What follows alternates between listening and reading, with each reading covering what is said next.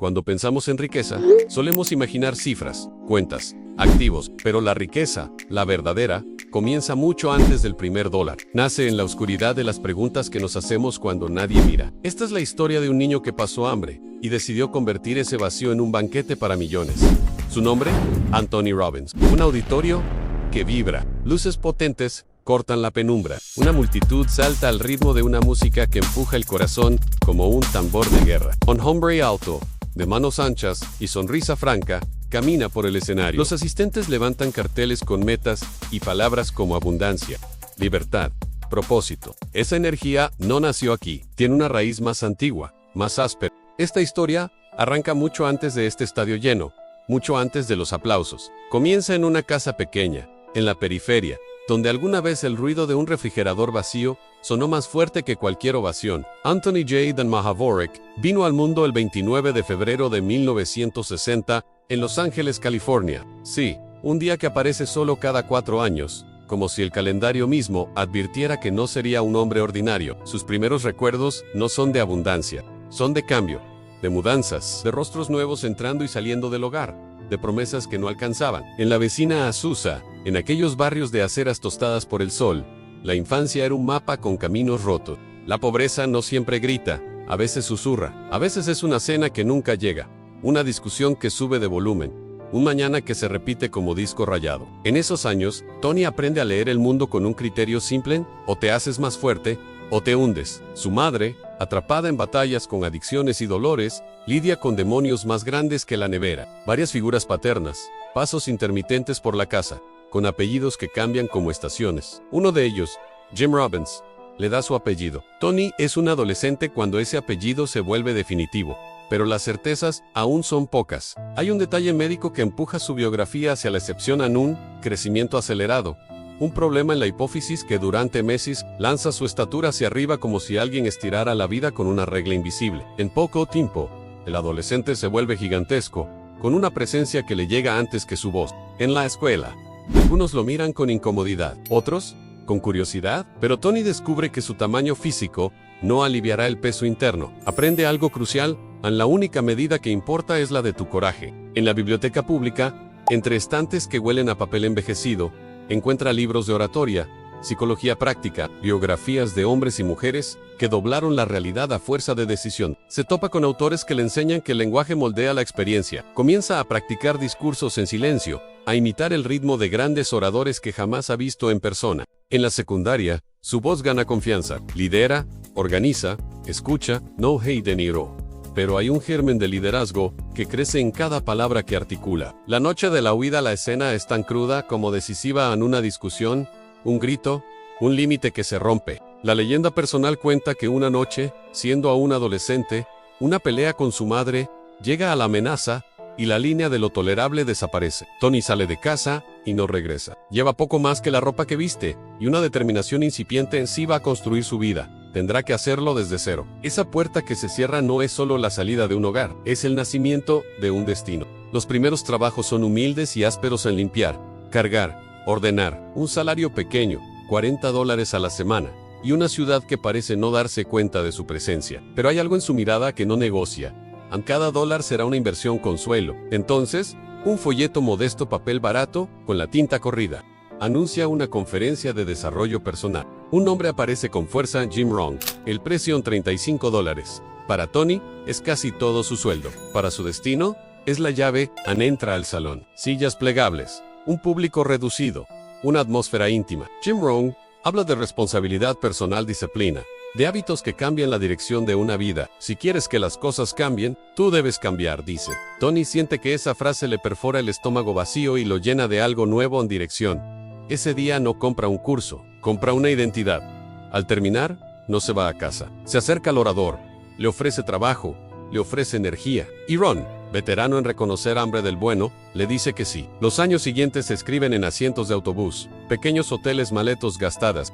Tony organiza eventos, llama a desconocidos, aprende el oficio de llenar salas y sostener mirada. Ve de cerca cómo una idea puede prender fuego a una audiencia si se pronuncia con precisión.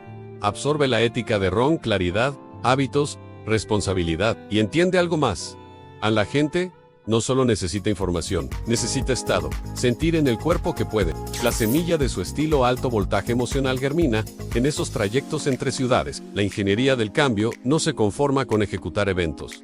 Conoce metodologías de comunicación influyente. Se interesa por la programación neurolingüística, la idea de que modelando la mente y los patrones de quienes triunfan, puedes reproducir sus resultados. Observa a oradores, atletas, vendedores, terapeutas, toma notas comprende que el cambio no es místico, es modelable. Ensaya música, preguntas, ejercicios físicos para elevar el estado emocional y hacer que el mensaje no solo entre por la cabeza, sino por la piel. Esta es su alquimia en transformar conocimiento en experiencia. Si te está gustando esta historia, recuerda darle like y suscribirte. Me ayudas un montón a seguir creciendo. Gracias. Continuemos con el video. Una noche, frente a un camino de brasas incandescentes, Tony descubre un símbolo que unirá para siempre su nombre y su método en el Firewalk.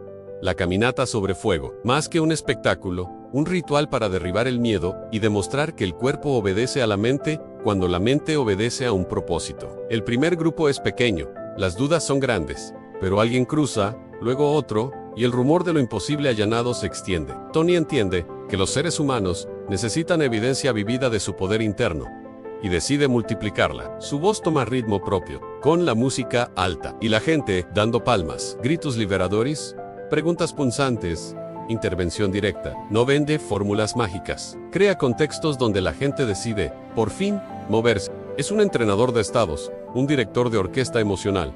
Las salas crecen de decenas a cientos, de cientos a miles. Los testimonios se acumulan como fichas de dominó. Algo se ha encendido, y ya no se apaga a la identidad de un coach que será, para muchos, el primer espejo donde se reconocen capaces. A mediados de los años 80, su mensaje encuentra papel y tinta. Poder sin límites aparece en 1986, y no es solo un libro, es un mapa para quien está perdido. Habla de creencias, de fisiología, de lenguaje, de cómo la mente y el cuerpo bailan juntos. La audiencia no solo lee, subraya, practica, vuelve. Tony sabe que el libro es puerta de entrada, pero que el cambio profundo ocurre en el encuentro, cara a cara. En esas jornadas de varios días, donde el pasado se desarma y el futuro se ensaya en caliente. La vida personal se complica como todas las vidas que avanzan rápido. Amores, responsabilidades, paternidad, familias ensambladas. Entre vuelos y escenarios, aprende a convivir con lo innegociable en si quieres impactar afuera. Debes ordenar dentro. Comete errores, corrige, vuelve a elegir. La fama temprana trae luces y sombras, expectativas altas y críticas agudas. Tony aprende que la coherencia no es un estado sino una práctica diaria. A volver a alinear la brújula, una y otra vez. Sus eventos ya son rituales bautizados, Unleash the Power Within, Date with Destiny.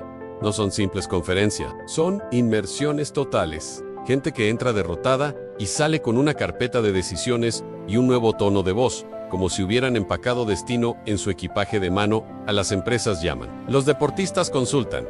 Líderes políticos escuchan. Tony se vuelve traductor entre mundos, convierte la psicología en plan de acción, la filosofía en agenda semanal. Estados Unidos atraviesa los años 80 con un optimismo expansivo. Mercados que se abren, cultura del hazlo tú mismo en auge, la autoayuda, la mejora continua, la excelencia personal.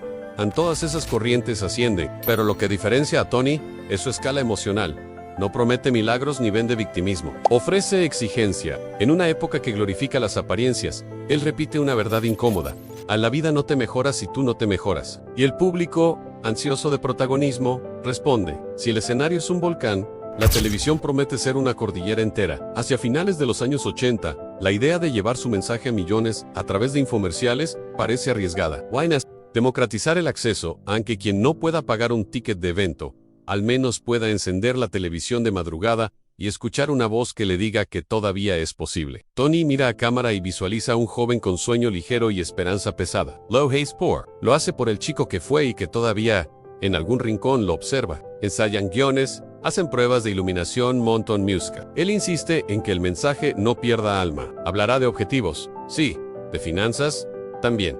De disciplina, por supuesto, pero insistirá en lo que la gente menos escucha. En tu identidad, determina tus resultados. Habrá testimonios, habrá un llamado a la acción, habrá un sistema paso a paso. Sin embargo, nada de eso servirá si quien mira no decide convertirse en alguien capaz de sostener su sueño cuando cueste. En paralelo, la filantropía empieza a tomar forma. Tony recuerda inviernos con platos vacíos y promete no olvidar. Se organiza para que familias reciban canastas de comida en fechas críticas, para que el hambre no corte la infancia como lo cortó a él. No es marketing, es memoria. Su misión se amplía: elevar la calidad de vida humana.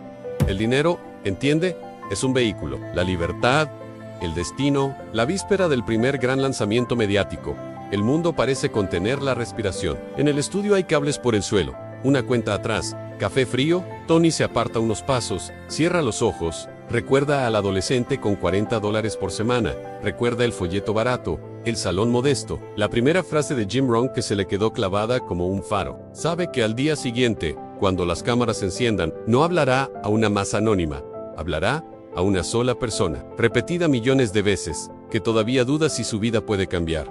La luz roja de la cámara parpadea. 3, 2, 1. ¿Podrá una voz nacida de la escasez atravesar las pantallas y encender una década entera? ¿O quedará el mensaje sepultado entre anuncios nocturnos y promesas vacías? En los años finales de los 80, mientras medio país dormía, las madrugadas de televisión se llenaron con un rostro carismático y un mensaje vibrante. Los infomerciales de Tony Robbins, con su voz firme y metáforas poderosas, ofrecían algo más que un producto, ofrecían esperanza embotellada en palabras. El programa más famoso, Personal Power, transformó la madrugada en una aula abierta. Millones de telespectadores, desde amas de casa hasta ejecutivos desvelados, escuchaban: el éxito deja huellas. Si modelas a los que triunfan, tú también puedes triunfar. El contexto histórico era fértil. Los Estados Unidos de los años 80 y 90 vivían una era de consumo en expansión, de culto a la autoayuda y de búsqueda de soluciones rápidas. Mientras el mundo se globalizaba y la Guerra Fría se apagaba,